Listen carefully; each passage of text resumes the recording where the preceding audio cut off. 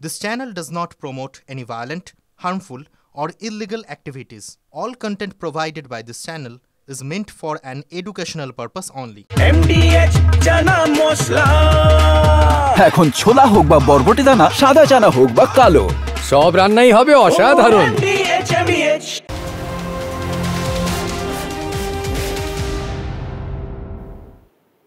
TV9 বাংলায় স্বাগত। Full and final নিয়ে আপনাদের সঙ্গে রয়েছে আমি শর্মিষ্ঠা। দেখুন, আবেগ তো রয়েছে, কিন্তু তার পাশাপাশি রথের আগে বাংলাতে কিন্তু প্রসাদ রাজনীতিকে ঘিরে এই মুহূর্তে ক্রমশ রাজনীতির পারদ আরও চলছে। হিন্দুদের আস্থায় আঘাত দিতেই প্রসাদের প্যাকেট বলছে বিজেপি। তৃণমূলের দীঘার প্রসাদ মানুষ প্রত্যাখ্যান করবে অভিযোগ করছে বিজেপি। চাহিদা বাড়ছে, বিজেপির প্রসাদ আক্রমণের পাল্টা বলছে তৃণমূল কংগ্রেস। ধর্ম বর্ণ নির্বিশেষে প্রসাদ পৌঁছে যাচ্ছে বাংলার প্রতিটি ঘরে ঘরে, এমনকি সংখ্যালঘুরাও এই প্রসাদ চাইছেন, দাবি করছে রাজ্যের শাসক দল। কোনটা প্রসাদ? এটা মিষ্টি, গজা পেড়া মিষ্টি, এটা হালাল খাওয়ার, কোনো হিন্দু খাবেন না। সব ধর্মের মানুষের কাছে পৌঁছচ্ছে, যারা প্রসাদ গ্রহণ করতে চাইছেন তাদের প্রত্যেকের কাছে প্রসাদ পৌঁছচ্ছে, এবং প্রচুর মানুষ আছেন যারা খুব আনন্দের সাথে প্রসাদ গ্রহণ করছেন। অনেক মানুষ আছেন যারা এই প্রসাদ পেয়ে কেঁদে ফেলছেন, চোখে জল এসে যাচ্ছে আনন্দের চোখে জল। ঈশ্বরের প্রসাদ তার বাড়িতে চলে আসছে সরাসরি। মানুষ পুজো দিতে যায়, সেই প্রসাদ বাড়িতে নিয়ে আসে, আর এখানে প্রসাদ তার বাড়িতে পৌঁছে যাচ্ছে। দুটোর তো পার্থক্য আছে। ন্যাচারালি যারা বাড়িতে প্রসাদ গ্রহণ করছেন তারা নিজেকে ঈশ্বরের আশীর্বাদ ভাবছেন যে বাড়িতে এসে পৌঁছে গেল তার মহাপ্রভুর প্রসাদ। আমাদের সহকর্মী প্রদীপ্ত কান্তি এই মুহূর্তে রয়েছেন আমাদের সঙ্গে সরাসরি। প্রদীপ্তর কাছে একদম পিন পয়েন্ট প্রশ্ন আমার। প্রদীপ্ত, বাংলায় কি সব কিছু নিয়ে রাজনীতি, এবার প্রসাদকে কেন্দ্র করেও? দেখো, এটা বাংলার দীর্ঘদিনের সংস্কৃতির সঙ্গে হয়তো আগের জমানা থেকেই লেপ্টে গিয়েছে, এবং সেই কারণেই দেখা যাচ্ছে যে বাংলায় যাই হোক না কেন তার সঙ্গে রাজনীতিটা জড়িয়ে যাচ্ছে। আগামীকাল রথযাত্রা রয়েছে, জগন্নাথ দেব, বলরাম, সুভদ্রা তাদের মাসির বাড়ি যাওয়া আছে, মাসির বাড়ি থেকে ফেরা আছে। এই সমস্ত বিষয়ের মধ্যে কিন্তু সমস্তকে ছাড়িয়ে এই রাজ্যের যে প্রধান যে দুই দল রয়েছে তারা দুজনেই এটার মধ্যে রাজনীতি খুঁজে পাচ্ছে, অন্তত তেমনটাই তাদের বক্তব্যে উঠে আসছে। একদিকে যেমন দীঘায় জগন্নাথ ধাম শুরুতে নাম ছিল, পরবর্তীতে সেই ধাম শব্দ সরানো হয়। তৃণমূল কংগ্রেস সেটাকে মন্দির বলছে, বিজেপির বক্তব্য সেটা মন্দির নয়, এটা ভাস্কর্য, এবং সেখান থেকে যে প্রসাদ আসছে সেটা তো কোনো মন্দির থেকে প্রসাদটা আসছে না, যেভাবে পুরী থেকে আসে সেটা নয়, বিভিন্ন জায়গার স্থানীয়ভাবে এটাকে তৈরি করা হয়েছে এবং সাধারণ মানুষের মধ্যে সেটাকে দেয়া হয়েছে, এমনটা বিজেপির তরফ থেকে অভিযোগ। পক্ষান্তরে তৃণমূল কংগ্রেস যে কথা বলছে যে মানুষ সরাসরি এই প্রসাদ হাতে পেয়ে অভিভূত, কিন্তু মানুষ কি সত্যি এটা অভিভূত কিনা সেই সমস্ত মানুষজন বলতে পারবেন। কিন্তু তুমি যে প্রশ্নটি করলে সেটা একেবারেই খুব স্বাভাবিক। এই রাজ্যের ক্ষেত্রে এই রাজ্যের একটা পাতা পড়লেও হয়তো ভবিষ্যতে দেখা যাবে যে সেটার মধ্যেও রাজনীতি খুঁজে পাবেন যারা শাসক হিসাবে দায়িত্বে রয়েছেন বা যারা বিরোধিতার আসনে বসে রয়েছেন, এবং সেটাই এক্ষেত্রে হচ্ছে, সেটা প্রসাদ রাজনীতি। এবং তার পাশাপাশি আগামীকাল রথযাত্রাকে কেন্দ্র করেও কিন্তু একে অপরকে নিশানা করছেন। কেউ বলছেন যে দীঘাটায় কেন গেলে কোথায় অসুবিধা আছে, আর এক পক্ষ তারা তাদের মতো করে করছেন। অর্থাৎ সব মিলিয়ে রথকে ঘিরে বাংলার রাজনীতিতে কিন্তু ইতিমধ্যেই সেই রথের রশিতে কিন্তু টান দিয়ে ফেলেছে তৃণমূল এবং বিজেপি। আমজনতা এখনো সেই রথের রশিটায় কিন্তু টান দিতে পারেনি, কিন্তু তৃণমূল এবং বিজেপি রাজনীতির যে রথ রয়েছে সেই রশির টানটা কিন্তু দেওয়া শুরু করে ফেলেছে। অনেক ধন্যবাদ প্রদীপ্ত। সব বাড়িতে সব, ইভেন রাস্তা থেকে যেসব রিক্সা টিক্সা চালায়, যারা অটো চালক, তারা চাইলে তাদেরও দিতে বলেছেন সব, এবং মুসলিমরা ডিস্ট্রিবিউট করছেন। আমার ওখানে চাঁদার ভিলেজ বলে একটা অঞ্চল আছে, ছেলেরা নিজেরা এসে বলছে আমরা প্রসাদ দেবো। আমরা হ্যাঁ, চাঁদার ভিলেজে ওখানে মোটামুটি আমাদের ধরো 15% মতো মুসলিম, এবং মুসলিম ছেলেরাই আগ্রহী হয়ে এসছে এই প্রসাদ বিতরণের জন্য। এটা ভালো লাগলো। সকলেই প্রসাদ দিতে চাইছেন, ফলে মহাপ্রভুর প্রসাদ সুন্দর বাস্ক, সকলেই চাইছেন যে একটা হাতে তার পৌঁছাক। তো আমি আরও 2000 বলেছি, অতিরিক্ত বেড়েছে। তবে রথের আগে প্রসাদ রাজনীতি কিন্তু উত্তরবঙ্গেও পৌঁছে গিয়েছে। তৃণমূলের পাল্টা প্রসাদ বিলি বিজেপির হিন্দু মহামঞ্চে। রেশনের মাধ্যমে বাড়ি বাড়ি দীঘার প্রসাদ পৌঁছে দিচ্ছে রাজ্যের শাসক দল। অন্যদিকে শিলিগুড়িতে জগন্নাথ দেবের প্রসাদ বাড়ি বাড়ি পৌঁছে দিচ্ছে বিজেপির হিন্দু মহামঞ্চ।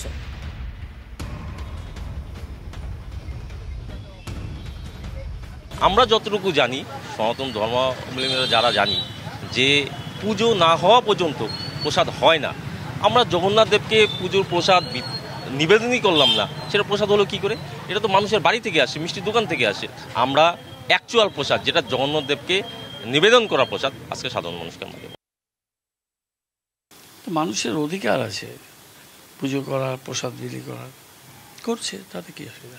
একটা প্রোগ্রাম চলতে থাকে, সেটাকে পিছনে কেউ যদি সেই প্রোগ্রামকে অনুসরণ করেন, তাহলে মূল প্রোগ্রামের যারা হোতা, এটা তাদেরই সাফল্য মনে হয়। একটা মূল অনুষ্ঠান যখন হয়, অনেকে ভাবে যে আমরাও কিছুটা করি, তা আমাদের এটা ভালোই লাগে যে যদি তারাও করে আমাদের দেখে, এটা খারাপ। আমরা কোনো সময় ভোট, মানুষের গণতান্ত্রিক অধিকারের সাথে ধর্মকে, আচারকে, ভাষাকে, বর্ণকে, জাতকে আমরা মেলাই না। এটা যারা মেলায় তাদের রাজনৈতিক দৈন্যতা। সরকার সংবিধানকে ছুঁয়ে শপথ নিয়ে যদি সংবিধান বিরোধী কাজ নরেন্দ্র মোদীজি বা অমিত শাহজি বলেন, তাহলে এটা খুব দুর্ভাগ্যজনক। এদিকে তৃণমূলের বিরুদ্ধে প্রসাদ রাজনীতি সংঘাতে এবার জড়িয়ে পড়ল বিজেপিও। দীঘার প্রসাদের পাল্টা কি পুরীর প্রসাদ? রথের দিন পুরী থেকে প্রসাদ আসছে এই বাংলায়, পূর্ব মেদিনীপুরে 5 দিন ধরে চলবে সেই প্রসাদ বিতরণ, জানিয়েছেন শুভেন্দু অধিকারী। রথের দিন তমলুকের গৌরাঙ্গ মহাপ্রভু মন্দিরে আসবে পুরীর মহাপ্রসাদ, বললেন রাজ্যের বিরোধী দলনেতা। আগে বিলি করেননি কেন, পাল্টা প্রশ্ন তুলছে তৃণমূল কংগ্রেস। বেলা 12টার সময় কলকাতা, 3টের সময় পুরী থেকে মহাপ্রসাদ আসছে।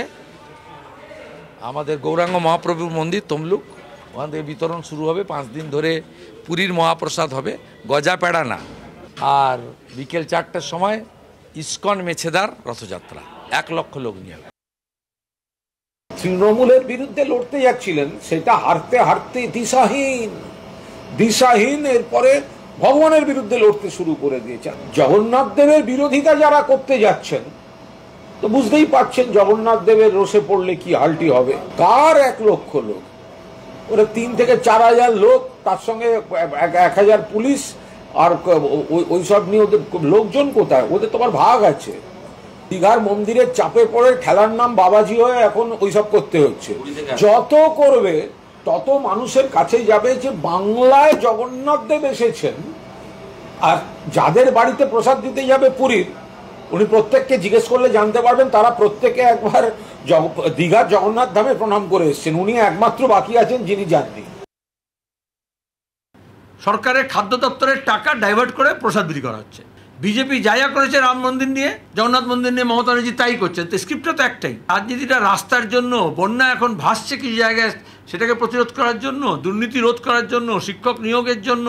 বিজেপি যেহেতু রাম মন্দির উদ্বোধনের সময় বাড়ি বাড়ি চাল দিয়েছিল না, আর এরা বেচাল করছে।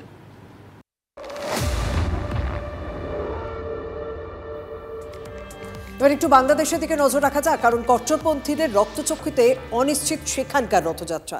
ফতোয়া জারি মৌলবাদী সংগঠনগুলির। ঢাকা সহ দেশের বিভিন্ন জায়গা থেকে 50টি বড় রথ বের হয়।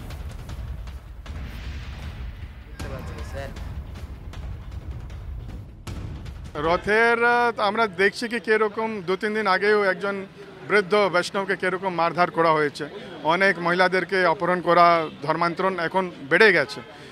আবার আজকে আমি সকালে শুনলাম কি ওরা একটা বিজ্ঞপ্তি জারি করেছে কি রথে অনেক কিছু করা যাবে না, যদি কীর্তন হয় তাহলে ওরা পুলিশ অ্যারেস্ট করে নেবে।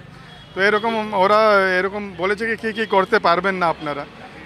সাউন্ডকেও বলা হচ্ছে কি খুব কম বাজাতে, অনেক কিছু রেস্ট্রিকশন হয়ে গেছে। আমরা দেখছি কি বাংলাদেশে আতঙ্কের মাহল তো এরকমই রয়েছে। আমি জানি না কি কত কি হচ্ছে, কত বড় হবে, কত লোক আসবে। আমরা আমাদের কলকাতা রথে, দীঘা রথে আমরা ওদের জন্য প্রার্থনা করব। আমাদের সঙ্গে রয়েছেন আমার সহকর্মী প্রসেনজিৎ। প্রসেনজিৎ, তুমি বক্তব্য শুনলে যে এখনো পর্যন্ত বাংলাদেশের সংখ্যালঘুরা আতঙ্কে রয়েছেন, সংখ্যালঘু হিন্দুরা তারা রথ বের করতে পারবেন কিনা, করলেও তাদেরকে একাধিক বিধিনিষেধ দেওয়া হয়েছে, এরকম খবর আছে। তোমার কাছে কি আপডেট রয়েছে? দেখো, এপার বাংলাতে রথকে ঘিরে চূড়ান্ত প্রস্তুতি চলছে, দেখতেই পাচ্ছ বিভিন্ন রথ তৈরি হচ্ছে এবং আগামীকাল পথে নামবে। কিন্তু ওপার বাংলাতেও সব মিলিয়ে ঢাকা সহ বিভিন্ন শহরে 50-এর ওপর কিন্তু বড় রথ বেরোয়, ওখানে সেই রথগুলোতে সংখ্যালঘু হিন্দুরা সেই রথগুলোতে উৎসবে সামিল হন এবং রথের রশিতে টান দেন। কিন্তু এবারে বাংলাদেশের আভ্যন্তরীণ যে পরিস্থিতি, সেই পরিস্থিতির জেরেই এই রথযাত্রা বাংলাদেশের অভ্যন্তরে হবে কি না তা এখনও অনিশ্চিত। কলকাতা ইসকনের তরফে ইতিমধ্যেই কিন্তু বাংলাদেশ সরকার এবং প্রশাসনের দৃষ্টি আকর্ষণ করা হয়েছে যাতে রথযাত্রা বাংলাদেশেও নিরাপদে নিশ্চিত নিরাপত্তার মধ্যে দিয়ে করা যায়। কিন্তু আদৌ সেই রথযাত্রা হবে কিনা, কারণ ইসকন যেটা বলছে বাংলাদেশে মৌলবাদীরা একাধিক ফতেয়া দিয়েছে, যে কারণেই কিন্তু সংখ্যালঘু হিন্দুরা যারা ইতিমধ্যেই নির্যাতিত এবং বিভিন্ন খবর আমরাও দর্শকদের দেখিয়েছি, তারা ভয় পাচ্ছেন রথের দিন রথ নিয়ে বেরোলে পরে আক্রমণ হতে পারে। সেই কারণেই কিন্তু এই উদ্ভূত পরিস্থিতি এখন দেখার বাংলাদেশ প্রশাসন কলকাতা ইসকনের ডাকে সাড়া দিয়ে এবং বাংলাদেশের সনাতনী হিন্দু যারা রথযাত্রায় সামিল হতে চাইছেন তাদের জন্য কোনো নিরাপত্তার দিক থেকে পদক্ষেপ করে কিনা, তাহলে কিন্তু এই রথযাত্রা বাংলাদেশে অনিশ্চিত। একদম সেদিকেও আমাদের নজর থাকছে, কারণ গতকালই পুলিশ প্রশাসনের সঙ্গে বৈঠক করে সনাতনপন্থী সংগঠনগুলি, সেখানে রথযাত্রা নির্বিঘ্নে করতে যাবতীয় ব্যবস্থাপনার আশ্বাস দেওয়া হয়েছে। আমাদের সঙ্গে রয়েছেন কার্তিক মহারাজ। মহারাজ, আপনার কাছে জানতে চাইব যে বাংলাদেশে এবারে রথযাত্রা আবারও আশঙ্কায় রয়েছেন সেখানকার সংখ্যালঘু হিন্দুরা এবং কোথাও অনিশ্চিত হতে চলেছে, কারণ সেখানে একাধিক নিষেধাজ্ঞা জারি করা হয়েছে, কি বলবেন? বাংলাদেশ আমাদের পশ্চিমবঙ্গে মালদা জেলার 600 বছরের রথ, সেই রথের নিষেধাজ্ঞা করেছেন, যেখানে ইংরেজ পিরিয়ড মুসলিম পিরিয়ডেও রথ হয়েছে। সেখানকার লোক হাহাকার করছে, আইনের আশ্রয়ে গেছেন হাইকোর্ট। আমাদের এখানে বিভিন্ন রকম উৎসব পার্বণের আমাদের হাইকোর্টকে হস্তক্ষেপ করতে হচ্ছে। বাংলাদেশ তো স্বাভাবিক, সেখানে এখন 7% পয়েন্টে এসে দাঁড়িয়ে গেছে। যেখানে আমাদের বাংলাদেশে বিভিন্ন জায়গায় যে আশ্রম আছে, সেই সব আশ্রম থেকেও ওখানে আইনের আশ্রয়ে গেছেন আমাদের বাংলাদেশে। বেশ, এই তো অবস্থা। বেশ, ধন্যবাদ। এদিকে বাংলাদেশের যে অনিশ্চয়তা তৈরি হচ্ছে রথযাত্রাকে কেন্দ্র করে, এ রাজ্যের শাসক এবং বিরোধীরা তারা কি বলছেন একবার শুনে যাক। তথাকথিত বিপ্লবের পর বহু মন্দির মসজিদ ভেঙে দেওয়া হয়েছে, হিন্দুদের কতল করা হয়েছে, এবং তারপরে আগস্ট মাসে আজকে জুন মাসে আজকে আমাদের এই যে রথযাত্রা, সেই রথযাত্রা করতেও আজকে বাঙালি হিন্দুরা ভয় পাচ্ছেন। তবে শুধু বাংলাদেশের এই পরিস্থিতি না, একই পশ্চিমবঙ্গেও একই পরিস্থিতি। কালিয়াচকে আপনারা জানেন যে 628 বছরের যে মহাপ্রভুর রথযাত্রা সেখানে হতো, পুলিশ প্রশাসন এবার তার পারমিশন দেয়নি। আমরা তো বারবার বলেছি যে বাংলাদেশের এই সংখ্যালঘুদের যে নিরাপত্তাহীনতা তা শুধু বাংলাদেশেই সীমাবদ্ধ থাকবে না, তা ধীরে ধীরে পশ্চিমবঙ্গেও চলে আসছে। আমাদের লড়াই পশ্চিমবঙ্গকে পশ্চিম বাংলাদেশ হতে বাঁচানোর। সংখ্যালঘুদের উপর যেরকম অত্যাচার হচ্ছে বলে আমরা শুনতে পাচ্ছি, খুবই দুঃখজনক, নিন্দাজনক। আমি শুধু এখানে একটাই মন্তব্য করব, বাংলাদেশ যে পথে এগোচ্ছে, যেহেতু তারা আমাদের প্রতিবেশী দেশ এবং দীর্ঘদিন তাদের সঙ্গে আমাদের ভালো সম্পর্ক ছিল, আমাদের বন্ধু রাষ্ট্র, এটা পররাষ্ট্র নীতির বিষয়, নিশ্চয়ই কেন্দ্রীয় সরকার দেখবেন। কিন্তু যিনি বলছেন তিনি সারা বিশ্বে বিভিন্ন জায়গায় যুদ্ধ থামিয়ে দিচ্ছেন এবং তিনি হচ্ছে বিশ্বের গুরু, আমাদের মাননীয় প্রধানমন্ত্রী নরেন্দ্র মোদী সাহেব, তিনি কেন ইউনূস সাহেবকে লিখতে পারতেন না? ইউনূস সাহেবকে চিঠি লিখে ঈদের সময় বড় শুভেচ্ছা জানিয়েছেন, তিনি কেন পররাষ্ট্রনীতিকে এই জায়গায় ব্যর্থ হচ্ছেন? এই ঘটনা কিন্তু আমরা বারবার দেখছি, আমরা এই প্রশ্নও তুলেছি। ইতিমধ্যে সুপ্রিম কোর্ট নির্দেশ দিয়েছিল 25% ডিএ মেটাতে হবে। সুপ্রিম কোর্টের বেঁধে দেওয়া সেই সময়সীমা আজ শেষ হচ্ছে। সূত্রের খবর, ডিএ মেটানোর বিষয়ে এখনো পর্যন্ত নবান্নের তরফে বা অর্থ দফতরের তরফ থেকে কোনো বার্তা পাওয়া যায়নি। তাহলে কি সুপ্রিম কোর্টের যে নির্দেশ বা বেঁধে দেওয়া সময়সীমা সেটাকে অস্বীকার করবে রাজ্য? দীক্ষা আমাদের সহকর্মী এই মুহূর্তে রয়েছেন আমাদের সঙ্গে। দীক্ষা, এখনো পর্যন্ত নবান্ন সূত্রে কি জানতে পারা যাচ্ছে? দেখো, এটা যেটা জানতে পারছি যে বলতে চাইছি যে সুপ্রিম কোর্ট অর্থাৎ শীর্ষ আদালত যে নির্দেশটা দিয়েছিলেন সেটা যে বকেয়া 25% ডিও সরকারি কর্মচারীদের দিতে হবে, তার নির্দেশিকা কিন্তু 15ই জুনের মধ্যে প্রকাশ করতে হবে, যেটা ইতিমধ্যেই লঙ্ঘিত হয়েছে। এবং 27শে জুন অর্থাৎ আগামীকালের মধ্যে সরকারি সমস্ত কর্মচারী যাদের এই বকেয়া ডিএ পাবেন তাদের অ্যাকাউন্টে সেই টাকা পৌঁছে যেতে হবে। কিন্তু সেটা জন্য যে নির্দেশিকা সেটাই জারি হয়নি। আজকে মাত্র রয়েছে একটা দিন, সরকারি যেদিন কাজকর্ম চলছে, আগামীকাল রথযাত্রা ছুটি আমরা জানি, কিন্তু যদি মুখ্যমন্ত্রী চান সেক্ষেত্রে কালকেও হয়তো নির্দেশিকা জারি করে সঙ্গে সঙ্গে টাকা দেওয়া যাবে। কিন্তু আমাদের এখানে আমরা যারা সংগ্রামী যৌথ মঞ্চে রয়েছেন তাদের কিন্তু বক্তব্য একটু অন্যরকম। সরাসরি জিজ্ঞেস করে নিচ্ছি যে সুপ্রিম কোর্টের নির্দেশ কি ভায়োলেট হয়েছে, হলে কি হতে পারে, যদি সংক্ষেপে বলেন। সুপ্রিম কোর্টের নির্দেশ অবশ্যই ভায়োলেশন হয়েছে।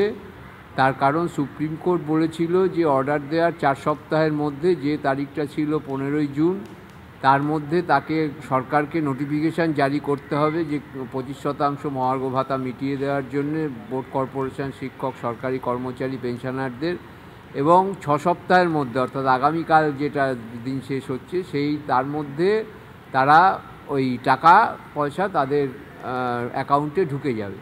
যদি না দেয় সরকার তাহলে কি হতে পারে, সুপ্রিম কোর্ট কি করতে পারে বা আপনাদের পরবর্তী পদক্ষেপ কি হতে পারে? অতীতে যে নজির রয়েছে, এক্ষেত্রে সুপ্রিম কোর্ট চিফ সেক্রেটারিকে ডেকে তাকে জেলে পাঠাতে পারে যদি সরকার এটা না মানে।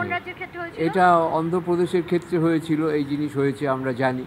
তো কিন্তু এখানে তো রাজ্যের মুখ্যমন্ত্রী তিনি অবসরপ্রাপ্ত চিফ সেক্রেটারিদের জন্য ব্যবস্থা করে রাখছেন, যে আগের যে ছিলেন হরিকৃষ্ণ দ্বিবেদী, যিনি একসাথে 3টে। আপনাদের পদক্ষেপটা যদি কি হবে? আমাদের আগামী যে আন্দোলন আমরা স্থির করে রেখেছি, আমরা কালকে রাত্রি 12টা অবধি দেখব, এবং তারপরে যদি সরকার কোনো ভূমিকা না রাখে তাহলে আমাদের যে রাস্তার আন্দোলন, যেটা 882 দিন ধরে চলছে, সেই রাস্তার আন্দোলন নবান্ন অভিমুখে যাবে, অতীতে যেমন আমরা গেছি। দেখো, এখানে সংগ্রামী যৌথ মঞ্চের আজকে 882 দিন তারা এখানে অবস্থান করে তাদের বক্তব্য একেবারে পরিষ্কার। এবার যারা মামলাকারী তাদের আইনজীবী ফেরদৌস শামীম, তার বক্তব্য শোনাই আপনাদের। এই 6 বার জেতার পরে রাজ্য সরকার বিষয়টি তারা নির্দিষ্টভাবে জানেন এই মামলায় কি পরিণতি হতে চলেছে। তারপরে বিষয়টিকে বিলম্বিত করার জন্যই তারা এসএলপি ফাইল করেছে। তারাও জানেন যে দিতে হবেই কর্মচারীদের দিয়ে, তার কারণ তারা হারবেনই, সবার হেরেছেন, প্রথমবারও হারবেন। অলরেডি ইন্টারিম অর্ডার রয়েছে, দিতেই হবে 25% এরিয়া দিয়ে। যদি না দেন তাহলে আমরা ওই সময়কাল পেরিয়ে গেলে আদালত অবমাননার প্রসিডিংস ইনিশিয়েট করব, এবং যারা রেসপন্সিবল থাকবে তারা স্বাভাবিকভাবেই তাদের জেল জরিমানা হবে, এটাই আইন।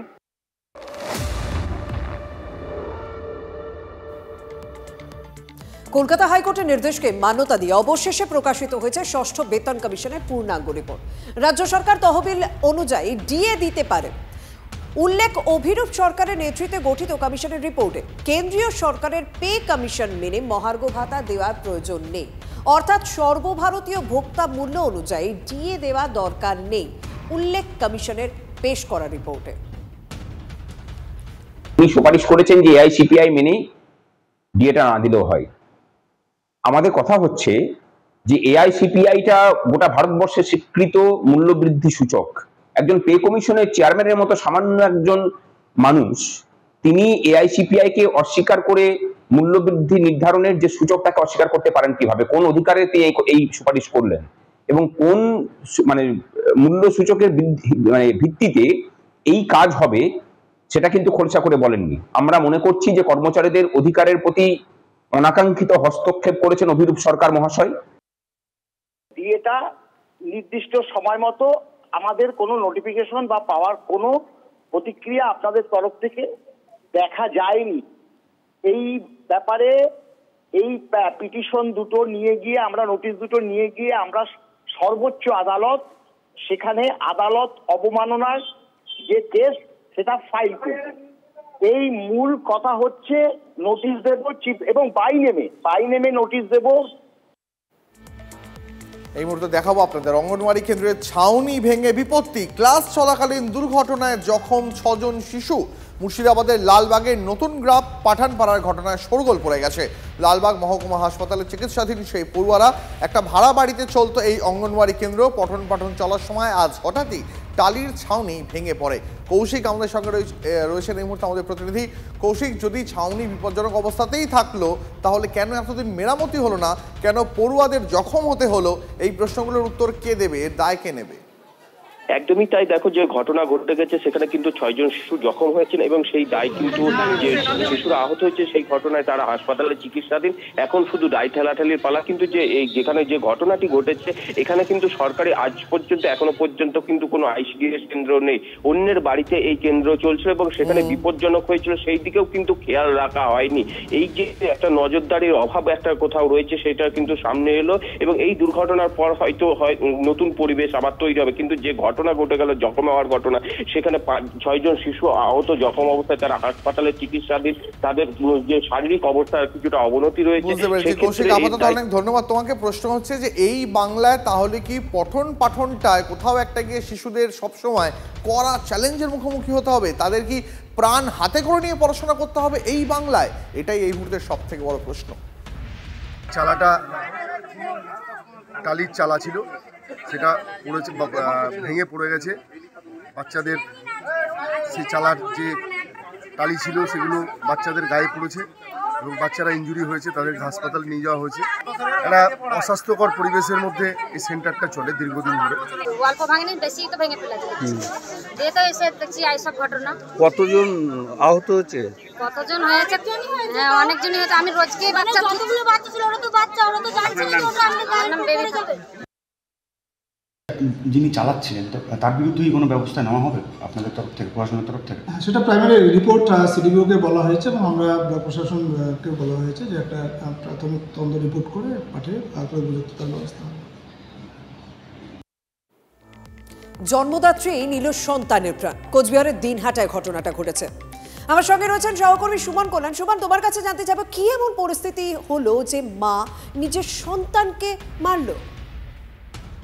দেখো, বিষয়টা পারিবারিক বিবাদ বলেই জানা যাচ্ছে যে পারিবারিক বিবাদের জেরে স্বামীর সাথে সমস্যা, সেই কারণেই কিন্তু তার শিশু সন্তান অর্থাৎ কন্যা সন্তানটিকে মা শ্বাসরোধ করে হত্যা করেছে এবং তারপর 5 বছরের এক পুত্র সন্তান ছিল, তাকেও গলা টিপে মারার চেষ্টা সে করেন। সেই সময় সে পালিয়ে যায় এবং তার চিৎকারেই কিন্তু আশেপাশের সমস্ত মানুষরা চলে আসে এবং তারাই পরবর্তীতে কিন্তু এই মাকে আটক করেছে। পরবর্তীতে পুলিশ এসে ধরে নিয়ে গেছে তার মাকে এবং যে পরিস্থিতি তৈরি হয়েছে সেটা কিন্তু অত্যন্ত ভয়ঙ্কর।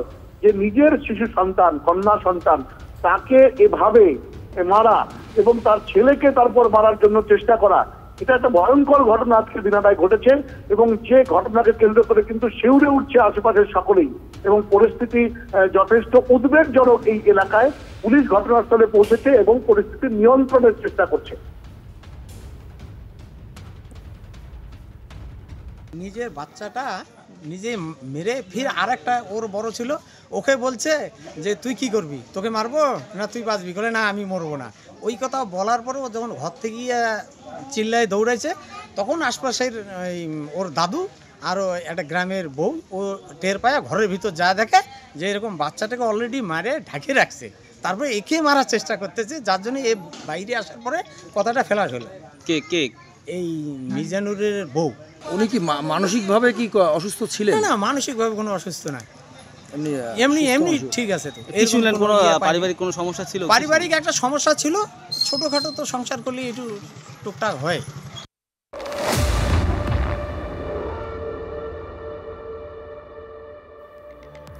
এবার থেকে বছরে 2 বার পরীক্ষায় বসার সুযোগ সিবিএসই ক্লাস 10-এ। প্রথম পরীক্ষা ভালো না হলে দ্বিতীয়বার আবার বসার সুযোগ।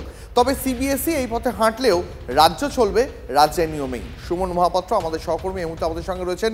সুমন, দুটো বিষয়, এক, সিবিএসইর এই নতুন নিয়মের ফলে পড়ুয়া এবং অভিভাবকরা, শিক্ষকরা, তাদের কি প্রতিক্রিয়া, এবং দ্বিতীয়ত, যদি এই মডেলটা মানে সিবিএসইর এই মডেল যদি সাকসেসফুল হয়, যদি ভালো হয়, সফল হয়, তাহলে রাজ্য সেটাকে অনুসরণ করবে না কেন?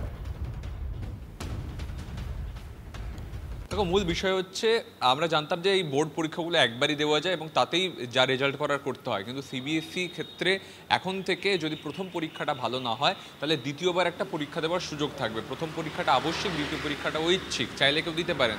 সেক্ষেত্রে মূলত 3টি বিষয়ে পরীক্ষা দেওয়া যাবে, অর্থাৎ 3টি বিষয়ে নম্বর যদি আগেরটা খারাপ হবে বলে মনে হয় তাহলে দ্বিতীয় সুযোগ থাকছে।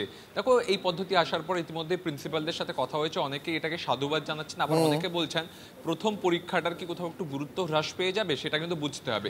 তবে রাজ্য সরকার কিন্তু কোনোভাবেই সিবিএসসির এই পদ্ধতি মানতে নারাজ। তাদের বক্তব্য মাধ্যমিকের ক্ষেত্রে তাদের যে পদ্ধতি রয়েছে সেটা একদম ঠিক পদ্ধতি, ইমপ্রুভমেন্ট পরীক্ষা নেওয়ার কোনো সুযোগ নেই, তার কারণ বহু পরীক্ষার্থী একসঙ্গে পরীক্ষা দেন, একটা সাইমালটেনিয়াস পরীক্ষা ব্যবস্থা চালানো সম্ভব নয়। আর উচ্চ মাধ্যমিকের ক্ষেত্রে রাজ্যের সেমিস্টার পদ্ধতি রয়েছে, সেই সেমিস্টার পদ্ধতিই চলবে, ইমপ্রুভমেন্ট এক্সাম হবে না, এমনটাই আমরা উচ্চ মাধ্যমিক শিক্ষা সংসদ সূত্রে জানতে পারছি। সুমন, অনেক ধন্যবাদ তোমাকে। আমাদের পক্ষে ফিজিবল নয়, মানে এটা ইটস নেক্সট টু ইমপ্লিমেন্ট, মানে next to impossible to implement, মানে কার্যত এটা অসম্ভব। একটাই কারণ জিনিসটা মানে এত বড় একটা এত সংখ্যক পরীক্ষার্থীকে নিয়ে ডিল করা রাজ্যে, এবং আলটিমেটলি সেই সেন্টার ভেন্যু কনসেপ্টেই করতে হবে, আমাকে স্যাংটিটি অফ দ্য এক্সামিনেশন বজায় রাখতে হবে। আজকে মেইন পরীক্ষা হচ্ছে সেন্টার ভেন্যু কনসেপ্টে, এবার আমি ইমপ্রুভমেন্ট এক্সামিনেশন আমি হোম ভেন্যুতে করবো, তাহলে তার কোনো মানেই হয় না সেটা। ফলে সেই sanctity of the examination, security of the মানে বেসিক্যালি কনফিডেন্সিয়াল পেপার, মানে যে কোয়েশ্চেন পেপার, এগুলো সব মেনটেন করে আমার মতে এটা বাস্তবসম্মত না আমাদের পক্ষে।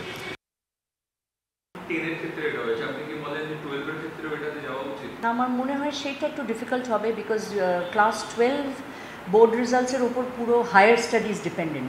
সো হায়ার স্টাডিজ যে ইউনিভার্সিটিস বা কলেজেস, তাদের প্রসিজারটা না চেঞ্জ করলে তো আমার মনে হয় ফর ক্লাস 12 এই সিস্টেম হয়তো নাও অ্যাকসেপ্টেবল হতে পারে। এবার একটু দীঘার দিকে নজর রাখি, কারণ কাল দীঘায় রথের উদ্বোধনে মুখ্যমন্ত্রী মমতা বন্দ্যোপাধ্যায়, সেখানে নিরাপত্তার ব্যাপক কড়াকড়ি রয়েছে। আজ বিকেল 4টে নাগাদ সেখানে রশি পুজো রয়েছে, সেই রশি পুজোতেও থাকবেন মুখ্যমন্ত্রী মমতা বন্দ্যোপাধ্যায়।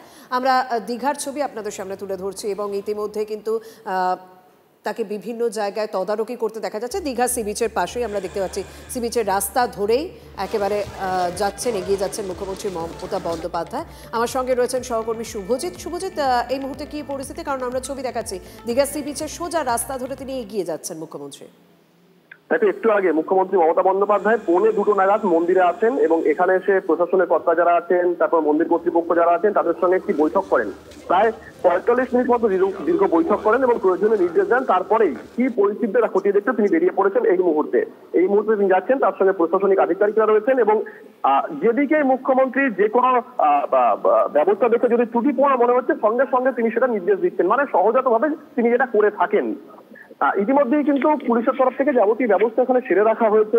দীঘার প্রত্যেকটা ঘাট, সেই প্রত্যেকটা ঘাটে কিন্তু প্রশিক্ষিত লুইয়াদের মোতায়েন করা হয়েছে, সিভিল ডিফেন্সের কর্মী যারা আছেন তাদেরকে মোতায়েন করা হয়েছে। পাশাপাশি আমরা আস্তে আস্তে দেখছিলাম আমাদের কলকাতায় যেমন বিভিন্ন ডাস্টবিন থাকে না, সবুজ নীল, এখানেও কিন্তু সেই রকম বসানো হয়েছে। মুখ্যমন্ত্রী কিন্তু ঘুরে ঘুরে সেই বিষয়গুলোই খতিয়ে দেখছেন এবং প্রয়োজনীয় নির্দেশ দিচ্ছেন। পাশাপাশি জনসংযোগ, গতকাল আমরা কাঁথিতে দেখেছিলাম, সেই জনসংযোগও কিন্তু আজকে রথের প্রাক্কালে দীঘায় ছেড়ে নিচ্ছেন মুখ্যমন্ত্রী মমতা বন্দ্যোপাধ্যায়। শর্মিষ্ঠা, একদম সেই ছবি আমরা দেখছি যে দীঘার মন্দিরের পাশের রাস্তা দিয়ে তিনি হেঁটে চলেছে, কারণ আজ সারাদিন সেখানে নানা পুজো রয়েছে, অর্চনা রয়েছে, কারণ বিকেল 4টে নাগাদ রশি পুজোও রয়েছে। সেই রশি পুজোতেও থাকবেন মুখ্যমন্ত্রী মমতা বন্দ্যোপাধ্যায়। সেই সমস্ত বিষয় তদারকি যেমন করছে, নিরাপত্তা বিষয়গুলো তিনি দেখিয়ে নিচ্ছেন, খতিয়ে দেখছেন এবং আশেপাশের মানুষ স্বাভাবিকভাবে মুখ্যমন্ত্রী যখন এসেছেন তাই আশেপাশের মানুষ এখানে ভিড় করেছেন, সেই মানুষের সঙ্গেও সৌজন্য বিনিময় করছেন মুখ্যমন্ত্রী মমতা বন্দ্যোপাধ্যায়, কারণ নিরাপত্তা ব্যবস্থা সেখানে জোরদার রয়েছে। এই প্রথমবার দীঘার পুজো এবং দীঘা মন্দিরকে কেন্দ্র করে রথযাত্রা প্রথমবার, স্বাভাবিকভাবেই একটা বড় চ্যালেঞ্জ রাজ্য সরকারের কাছে এবং সেই বিষয়টাই পুরো দেখে নিচ্ছেন মুখ্যমন্ত্রী মমতা বন্দ্যোপাধ্যায়। সেখানে প্রশাসনিক যারা কর্তা রয়েছেন তাদের সঙ্গে কথা বলছেন, বারবার বৈঠক সারছেন। এছাড়াও পাশাপাশি যে সমস্ত আচার রয়েছে দীঘার জগন্নাথ মন্দিরে, সেই আচারেও যোগ দিচ্ছেন মুখ্যমন্ত্রী মমতা বন্দ্যোপাধ্যায়। তার পাশাপাশি সাধারণ মানুষ ভিড় করছেন, যেহেতু মুখ্যমন্ত্রী সেখানে রয়েছে এবং দূর দূরান্ত থেকে মানুষ ভিড় করেছেন ইতিমধ্যেই দীঘায়। সমস্ত হোটেল বুক রয়েছে, প্রথমবার রথযাত্রা সেখানে তার সাক্ষী থাকতে চাইছেন তারা, সেই মানুষের সঙ্গেও সৌজন্য সেরে নিচ্ছেন মুখ্যমন্ত্রী মমতা বন্দ্যোপাধ্যায়।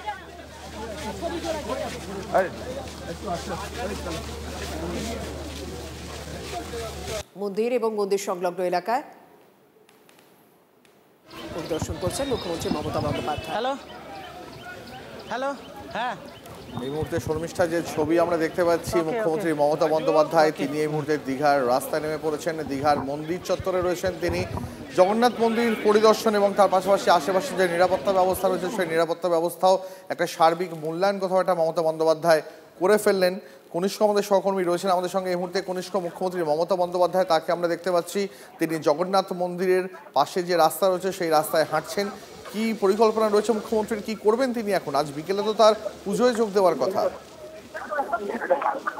দেখো দীর্ঘ প্রায় 1 ঘন্টা কার্যত বৈঠক করলেন মুখ্যমন্ত্রী, প্রশাসনিক বৈঠক বলা চলে। এবং সেই বৈঠকের পরে কিন্তু 6 নম্বর গেট দিয়ে মুখ্যমন্ত্রী মমতা বন্দ্যোপাধ্যায় তিনি বেরিয়ে এলেন এবং বেরিয়ে যে 5 নম্বর গেট হয়ে যে রাস্তায় ধরে কিন্তু আগামীকাল রথের যে রশ্মিতে টান পড়বে সেই বিষয়টা কিন্তু তিনি কার্যত পায়ে হেঁটে পুরো এলাকাটা পরিদর্শন করেন এবং প্রশাসনিক কর্তা ব্যক্তিরা পুলিশ প্রশাসনের আধিকারিকদের সঙ্গে কথা বলেন, কত মানুষ হতে পারে সেই সামগ্রিক বিষয় নিয়ে খোঁজ খবর করছেন। এবং এই মুহূর্তে কিন্তু জগন্নাথ যে ধাম রয়েছে তার যে মূল প্রবেশদ্বার অর্থাৎ 6 নম্বর গেট, 6 নম্বর গেটের সামনে মুখ্যমন্ত্রী তিনি দাঁড়িয়ে রয়েছেন এবং জেলা প্রশাসনের কর্তা ব্যক্তিদের পাশাপাশি ইসকনের কর্তা রয়েছেন এবং হিটকোর ভাইস চেয়ারম্যান হরিকৃষ্ণ দ্বিবেদী রয়েছেন, পাশাপাশি জেলা প্রশাসক সহ অন্য আধিকারিকরা রয়েছেন। প্রত্যেকের সঙ্গে পুঙ্খানুপুঙ্খ আগামীকালের যে এই যে রথযাত্রা এবং লক্ষ মানুষের যে সমাগম হবে সেই বিষয়টাই পুঙ্খানুপুঙ্খ খোঁজখবর নিচ্ছেন এবং কি কি করা হবে, রুট দিয়ে যাবে, কত পুলিশি অ্যারেঞ্জমেন্ট রয়েছে, সমস্ত বিষয়গুলো খোঁজখবর নিচ্ছেন মুখ্যমন্ত্রী বলে এমনটাই জানা যাচ্ছে। অনেক ধন্যবাদ। এবার একটু মুর্শিদাবাদের দিকে নজর রাখা যাক, কারণ 21শে জুলাইয়ের দেওয়াল লিখনকে কেন্দ্র করে হরিহর পাড়ায় তৃণমূলের 2 গোষ্ঠীর দ্বন্দ্ব প্রকাশ্যে। আপনাদেরকে আরো একবার জানাই, 21শে জুলাইয়ের দেওয়াল লিখনকে ঘিরে মুর্শিদাবাদের হরিহর পাড়ায় তৃণমূলের 2 গোষ্ঠীর দ্বন্দ্ব প্রকাশ্যে। শহীদ দিবসে কলকাতার কোন নেতার অনুগামীরা যাবেন তা নিয়ে দ্বন্দ্ব দেখা দিয়েছে। হরিহর পাড়ার বিধায়ক তথা বহরমপুর মুর্শিদাবাদ সাংগঠনিক জেলা তৃণমূলের চেয়ারম্যান নিয়ামত শেখের সঙ্গে হরিহর পাড়া ব্লক তৃণমূল সভাপতি আহতাবউদ্দিন শেখের কাজিয়া দীর্ঘদিনের। 21শে জুলাই উপলক্ষে এলাকায় দেওয়াল লিখন চলছে, সেই নিয়ে 2 গোষ্ঠী কোন্দলে জড়িয়ে পড়ল। এর আগে ভুয়ো ভোটার খুঁজতে 2 গোষ্ঠীর মধ্যে কাজিয়া বেঁধে গিয়েছিল। এবার কোন নেতার অনুগামীরা কলকাতায় 21শে জুলাইয়ের অনুষ্ঠানে আসবেন তা নিয়ে সমস্যা শুরু হলো। দেয়াল যে কোনো মানুষ দেখতে পারে, এখানে আপনারা যেটা ভাগাভাগি করতে চাইছেন সেটা মোটেও ভাগাভাগির জায়গা নাই। আমরা এই নেতৃত্ব মেনে আমরা দল করি, সেই দলের নেতৃত্ব যে আহ্বান করবে সেটা আমরা পালন করে চলি। এখানে কে কার ডাকের কথা নয়, একমাত্র মমতা বন্দ্যোপাধ্যায়ের ডাক এবং আমার অভিষেক বন্দ্যোপাধ্যায়ের ডাক। আমার প্রশ্ন হচ্ছে আমি নয় আমরা সবাই করবো, তাই না? আর উনি বিধায়ক সাহেব বললেন যে আমি করলে কথা, এই কথাটা জনগণ পছন্দ করা হবে। এই নিয়ে আমাদের একটা সামান্য হলেও কি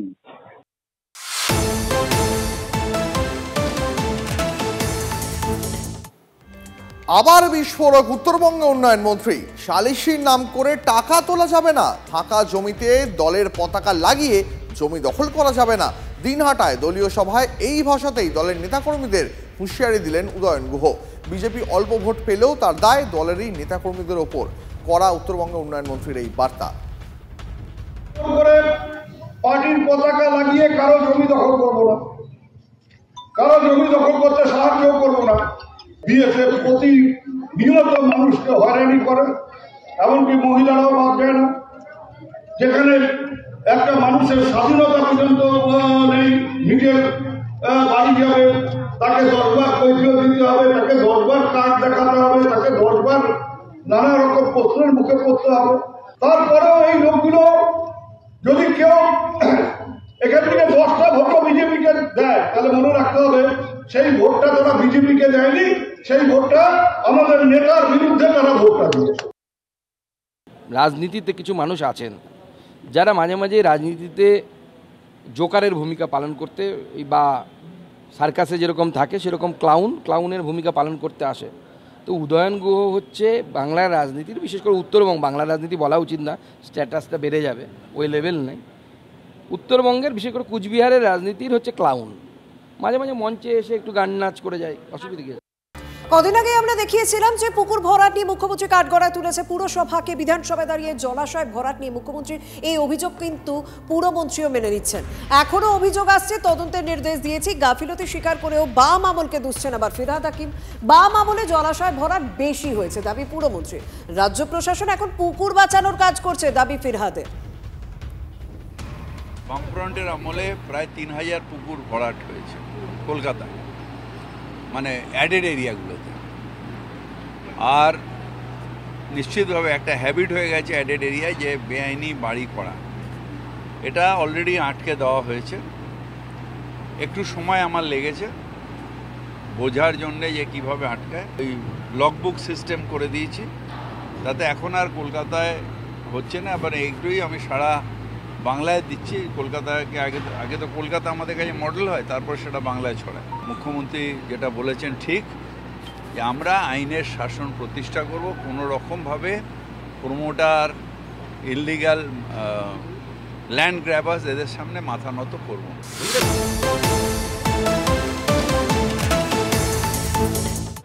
প্রভুই জানে, যাই হোক মানুষ আসুক, কিন্তু তারা জগন্নাথ ধাম মন্দির খোলা থাকবে। কারণ আমরা 9:30 পর থেকে তারা রথ দর্শন করতে পারবে। রথ রাত্রি লাগিয়ে দেওয়া হবে এবং সকাল 9:30 থেকে পুজো পাঠ যা যা হবার অর্চনা এগুলো তারা করবেন পুরোহিতরা। আমরা 2টো নাগাদ আসবো এখানে। 2টো থেকে 2:30 পর্যন্ত ওই আরতি করা, এই করা, যা করা, রথ এখানেই থাকবে। সেই জায়গাটাই ঠিক করা হলো, রাত্রি থেকে রথ লাগিয়ে দেওয়া হবে এখানে। এবং ঠিক 2:30-তে রথ স্টার্ট করবে। কিন্তু রাস্তায় লোক থাকবে না, লোক থাকবে ব্যারিকেডে। দুদিকে ব্যারিকেড করা হয়েছে যাতে কোনো স্ট্যাম্পেড হওয়ার সম্ভাবনা না থাকে। প্রেসকেও আপনারা জানেন যে একটা হল্টিং স্টেশনে আপনাদের জন্য হোল্ড এরিয়া করে দেওয়া হয়েছে, হোল্ডিং এরিয়া। রথ কিছুটা যেতে যেতে কিছুটা থামবে, কারণ পথ তো খুব কম, মাত্র 1.5 কিলোমিটার মাসির বাড়ি যাওয়ার। একটু যেতে যেতে একটু থামবে, যেখানে মানুষ থাকবে তারা দেখতে পাবে, দর্শন করতে পারবে। আর দড়ি তো আমরা পুরো এর সাথে ছুঁয়ে দিচ্ছি, সুতরাং তারা দড়িটাও স্পর্শ করতে পারবে, যেহেতু আমাদের ব্যারিকেডের সাথে দড়ি ছোঁয়ানো থাকবে, রথের দড়ি। আপনাদের সকলের সহযোগিতা চাইব এবং শুভকামনা চাইব, কারণ এটা তো প্রথম আমরা করছি, যাতে দীঘার জগন্নাথ ধামে এই পূর্ণ যাত্রা, রথযাত্রা মাসির বাড়ি পর্যন্ত যাবে এবং উল্টো রথে মাসির বাড়ি থেকে আবার ফিরে আসবে। উভয় যাত্রায় যাতে শান্তিপূর্ণভাবে, সুন্দরভাবে সমাপন হয়। আপনাদের সকলকেই স্বাগত জানিয়ে আপনাদের সকলের শুভকামনা এবং সহযোগিতা আবেদন করছি। এইটুকু আমাদের প্ল্যান প্রোগ্রাম হয়েছে, বাদ বাকি তো আপনারা কালকে দেখতে পাবেন, সারাদিনই কাজ চলবে। दीदी थोड़ा हिंदी में बता दीजिएगा नेशनल चैनल को।